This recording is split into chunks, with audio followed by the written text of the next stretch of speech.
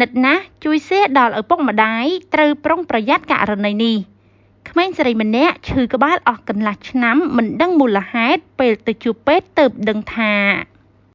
គេហទំព័របរទេសមួយបានចុះផ្សាយនៅរឿងរ៉ាវមួយថាមានក្មេងស្រីម្នាក់បានមានអាការៈឈឺក្បាលហើយនឹងឈឺចាប់តាមសាច់ដុំអស់រយៈពេលកន្លះឆ្នាំមកហើយដោយនាងមិនអាចក្រោកឈរបាននោះទេអ្វីដែលនឹកស្មានមិនដល់នោះនៅពេលដែលរូបនាងបានទៅជួបគ្រូពេទ្យពេលនោះបានរកឃើញថានាងមានប៉ារ៉ាស៊ីតនៅក្នុងខួរក្បាលមានប្រវែងរហូតដល់ទៅ30សង់ទីម៉ែត្រឯណោះលោកគ្រូពេទ្យបានមានប្រសាសន៍ទៀតថាមូលហេតុដែលបានធ្វើឲ្យក្មេងស្រីរងគ្រោះមានប៉ារ៉ាស៊ីតបែបនេះ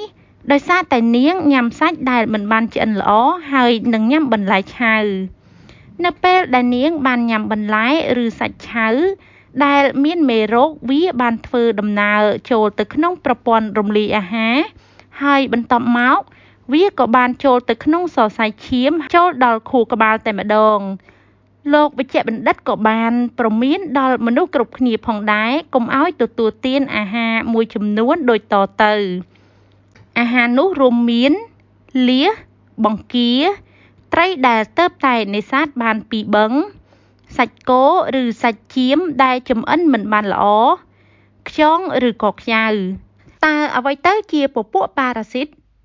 ប៉ារ៉ាស៊ីតគឺជាពពួកអតិសុខុមប្រាណដែលមានក្នុងសារពាង្គកាយជាជម្រកកន្លែងរស់នៅរបស់វាគឺជាសារពាង្គកាយមួយផ្សេងទៀតពពួកប៉ារ៉ាស៊ីតប្រើប្រាស់និងស្រូបសារធាតុចិញ្ចឹមចេញពីក្នុងខ្លួនមនុស្សដើម្បីជំរុញនិងចិញ្ចឹមជីវិតរបស់ពួកវាប្រើធនធានរបស់មនុស្សដើម្បីរក្សាខ្លួនឯងប៉ារ៉ាស៊ីតខុសៗគ្នានឹងមានច្រើនណាស់ប្រហែលជា 70% ដែលមិនអាចមើលឃើញនឹងភ្នែករបស់មនុស្សគ្រប់គ្នាដូចជាប៉ារ៉ាស៊ីតបង្កជំងឺគ្រុនចាញ់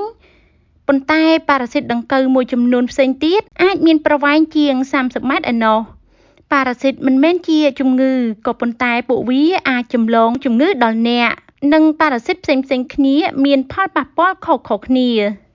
ចំពោះបងប្អូនដែលចូលចិត្តញ៉ាំអាហារមួយចំនួនដែលបានរៀបរាប់ខាងលើនេះឲ្យមានការគិតគូរនិងយកចិត្តទុកដាក់ឡើងវិញចំពោះសុខភាពផ្ទាល់ខ្លួនដើម្បីកុំឲ្យមានបញ្ហាដូចក្មេងស្រីខាងលើនេះ